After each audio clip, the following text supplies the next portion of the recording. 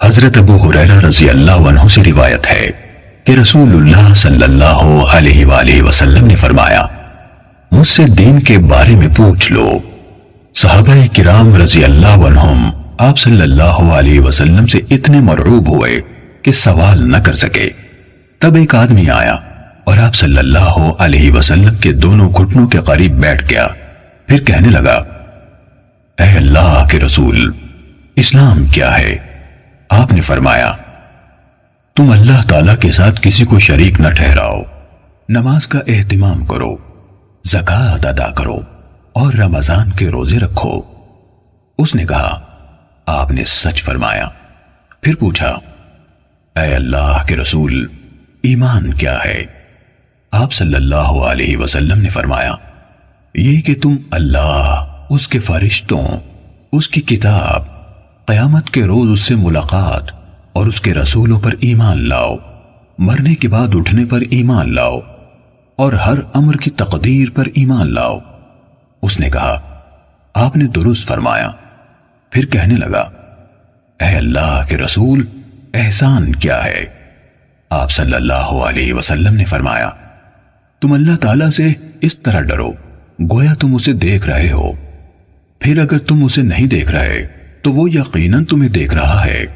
اس نے کہا، آپ نے صحیح فرمایا۔ پھر پوچھا، اے اللہ کے رسول، قیامت کب قائم ہوگی؟ آپ صلی اللہ علیہ وسلم نے جواب دیا، جس سے قیامت کے بارے میں پوچھا جا رہا ہے وہ پوچھنے والے سے زیادہ نہیں جانتا۔ میں تمہیں اس کی علامات بتائے دیتا ہوں۔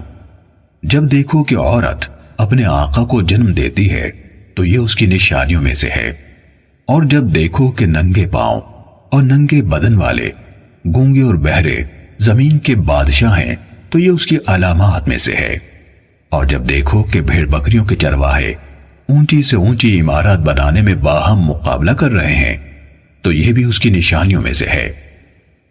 یہ یعنی قیامت کا وقوع غیب کی ان 5 چیزوں میں سے ہے جن کو اللہ تعالیٰ کے سوا کوئی نہیں جانتا۔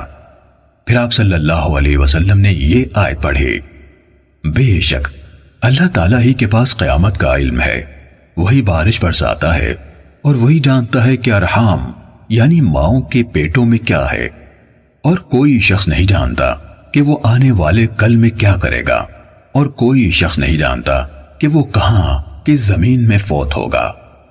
سورت کے آخر تک۔ حضرت ابو ہریرہ رضی اللہ عنہ نے کہا، پھر وہ آدمی کھڑا ہو گیا اور چلا گیا تو رسول اللہ صلی اللہ علیہ وسلم نے فرمایا، اسے میرے پاس واپس لاؤ۔ اسے تلاش کیا گیا تو وہ انہیں یعنی صحابہ کرام کو نہ ملا۔